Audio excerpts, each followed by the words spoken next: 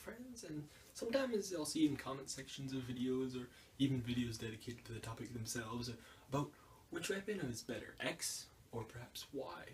And maybe you'll see, longsword versus spear, or longsword versus katana. That's a popular one. And sometimes I feel like these questions, they're not complete, because you say which weapon is better, a longsword, or maybe here's a simple wooden club. Which of these is better? It's quite obvious in certain cases, but which case are they talking about?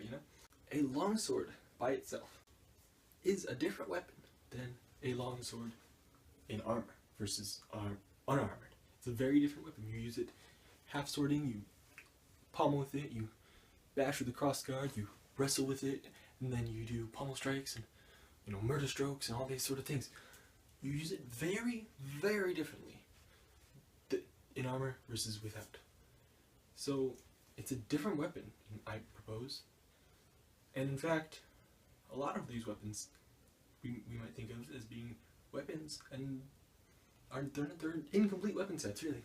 For instance, we have the arming sword. And the arming sword is a pretty good sword, we say good things about it. We kind of know how it was used, thanks to the German Messerstuff and Fiore doing his one-handed longsword section. Really, we know how these were used with a buckler. We have lots of sources on that. We do all sorts of different words. We have I-33, and we have all these different covers and techniques, half shield, and we have all these, and overbinding and underbinding, and we have mutations of the sword, all these fancy, techniques, but these techniques would not work with just an arming sword. You can't just do half shield when you don't have a shield, You can't do all these different things. I mean, some of the basics of fencing still apply. For instance, measure and timing and tempo and all these things, and where you can hit from and where you cannot hit from, and things like that, and that's great. These translate well. But you use a buckler very differently than you use a sword alone. So sword and buckler is a good weapon set. Arming sword by itself, well, as you can imagine, it gains very little. In fact, it loses lots by removing what you've got in your left hand. So even if you change what's in your left hand, you too, again, change the weapon. It's a shield and arming sword. Now, given we don't know exactly how the arm strap shields of the Middle Ages were used with regular arming swords, but the point is that you use this very differently than buckler. You're not holding this out in front of you all the time. You're going to get really tired, and this is an awkward shape, especially with this diagonal strap. It'll naturally want to sit in this position. That's because the weight is down there. So it'll naturally want to sit there, and you're probably not going to want to hold it out too far in front of you. You might in certain cases, and there's no reason you can't. But my point is, you're using it differently. You're stabbing around the shield, and like the Romans might have done, and then you're stabbing above it. You're resting your sword upon it, maybe cutting around it and cutting to the inside and the outside and underneath it and around it and all these things. And you're blocking with arrows. You're blocking arrows. It really amplifies the effectiveness of a sword, but you're a different weapon. Sword and shield are different weapons than sword and buckler are different weapons than even sword and dagger.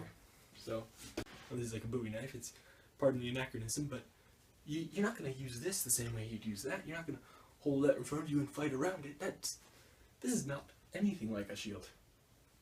And if anything, you're probably going to use it more like a buckler, where you might block with a buckler and then take the weapons apart and, But even then, we don't know how arming sword and dagger were used either.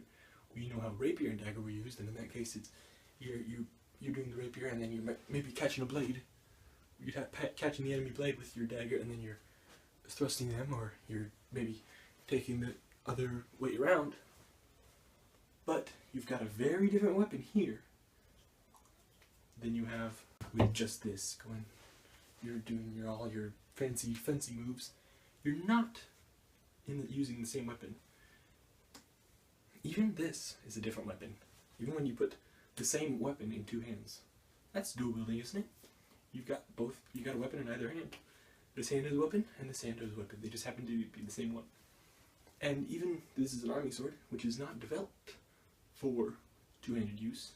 You know, you use it two-handed, it's a very different weapon than if you were to use a longsword in one hand.